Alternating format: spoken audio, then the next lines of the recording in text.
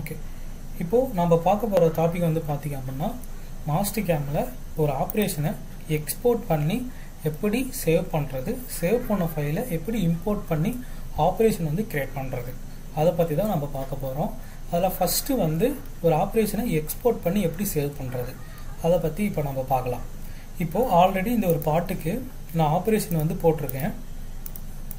ஓகேங்களா? ஸோ நான் ஓவராலாக ஃபுல் ஆப்ரேஷனும் செலெக்ஷன் பண்ணி ரைட் கிளிக் பண்ணி எக்ஸ்போர்ட் போகிறேன்.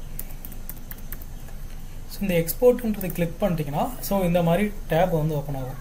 எக்ஸ்போர்ட் டூல் பாத் ஆப்ரேஷன் சொல்லிட்டு ஒரு டேப் வந்து ஓப்பன் ஆகும்.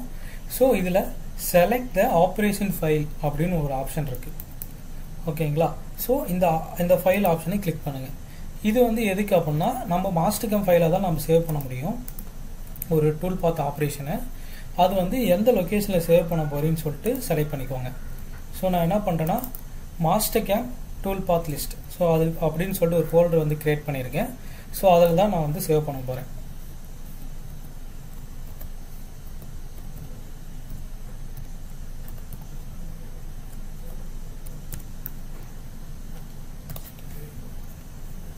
இப்போ வந்து நான் சேவ் கொடுத்துட்றேன். சேவ் கொடுத்துட்ட உடனே ஸோ அந்த லொக்கேஷனுக்கு எனக்கு சேவ் ஆயிரும். இப்போது சேவ் ஆனதுக்கப்புறம் கீழே வந்தீங்கன்னா டூல் பாத் குரூப்பில் இந்த இடத்துல நீங்கள் அப்ளைன் கொடுத்தா தான் ஸோ இதில் இருக்கிற ஆப்ரேஷன் எல்லாமே இதுக்குள்ளே வந்து சேவ் ஆகும், எக்ஸ்போர்ட் ஆகும். ஸோ நான் என்ன பண்ணுறேன், எல்லா ஆப்ரேஷன் செலெக்ஷன் பண்ணி அப்ளை கொடுக்குறேன். அப்ளை கொடுத்த உடனே ஸோ இந்த மாதிரி டேப் வந்து ஓப்பன் ஆகும்.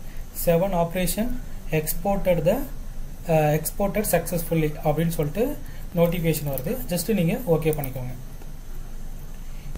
இப்போது 7 ஆப்ரேஷன் வந்து நம்ம எக்ஸ்போர்ட் பண்ணி வச்சுட்டோம். எக்ஸ்போர்ட் பண்ணதுக்கப்புறம் அந்த ஃபைல் எப்படி சேவ் ஆகிருக்கும் அப்படின்னா ஓகேங்களா? ஸோ இந்த மாதிரி தான் சேவ் ஆகிருக்கும். ஓகேங்களா?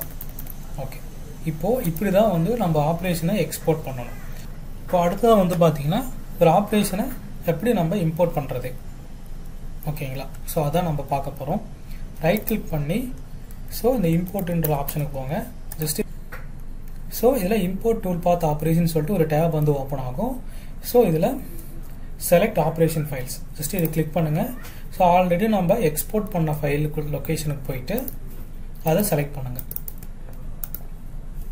ஜஸ்ட்டு நான் ஓப்பன் கொடுக்குறேன். ஓப்பன் கொடுத்தோடனே ஸோ இந்த இதுக்குள்ளே என்னென்ன ஆப்ரேஷன்லாம் இருக்குமோ அந்த ஆப்ரேஷன் எல்லாமே இதில் வரும், என்னென்னலாம் சேவ் பண்ணி வச்சுருக்கீங்களோ. ஸோ என்ன பண்ணுறேன், நான் இருக்கிற எல்லா ஆப்ரேஷனுமே எனக்கு வேணும். ஸோ அதனால் இந்த டூல் பாத் குரூப்பை செலக்ட் பண்ணிவிட்டு அப்ளை கொடுக்குறேன். ஸோ அப்ளை கொடுத்த உடனே 7 ஆப்ரேஷன் இம்போர்ட்டட் சக்ஸஸ்ஃபுல்லின்னு சொல்லிட்டு ஒரு நோட்டிஃபிகேஷன் வரும். ஜஸ்ட்டு நீங்கள் ஓகே பண்ணிவிட்டு க்ளோஸ் பண்ண உடனே ஸோ அந்த ஆப்ரேஷன் எல்லாமே இந்த மாதிரி எனக்கு இம்போர்ட் ஆகிக்கும். ஓகேங்களா? இப்போது இதில் வந்து நம்ம என்ன பண்ணுறோம் அப்படின்னா ஃபஸ்ட்டு ஜாமெட்ரி நம்ம கிரியேட் பண்ணணும். ஜாமெட்ரி நம்ம செட் பண்ணணும். ரைட் கிளிக் பண்ணி ரீசைன் கொடுத்துட்டு ஸோ இந்த செயினை செலக்ட் பண்ணிக்கோங்க. அதுக்கப்புறம் பேராமீட்டரில் போயிட்டு ஸோ டூல் கரெக்டாக இருக்கான்னு செக் பண்ணிவிட்டு அப்புறம் மெயினானது டெப்த்து. ஸோ டெப்த்து கொடுத்துட்டு ஜஸ்ட்டு ஓகே மட்டும் பண்ணிட்டீங்கன்னா ஆப்ரேஷன் வந்து கிரியேட் ஆகிரும். அதே மாதிரி தான் எல்லா ஆப்ரேஷனும் ரிமைனிங் ஆப்ரேஷன் எல்லாத்துக்கும். ஸோ இப்போ நான் என்ன பண்ணுறேன், கான்டூருக்கு செயினை செலக்ட் பண்ணிவிட்டு பேராமீட்டரில் போயிட்டு டூலு அதுக்கப்புறம் டெப்த்து கரெக்டாக இருக்கான்னு செக் பண்ணிக்கோங்க.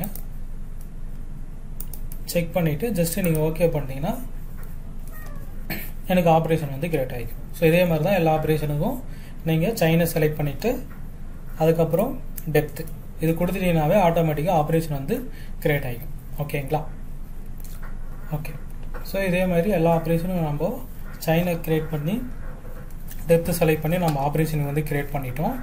அதுக்கப்புறம் நான் சிமுலேஷன் பண்ணி காட்டுறேன்.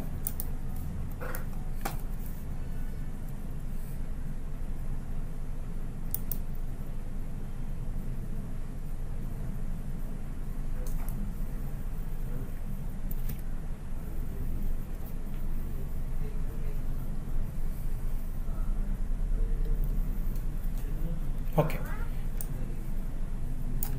ஸோ இதுதான் வந்து ஒரு மாஸ்டிகம் ஒரு ஆப்ரேஷனில் எப்படி எக்ஸ்போர்ட் பண்ணுறது அப்புறம் இம்போர்ட் பண்ணுறது. ஓகேங்களா?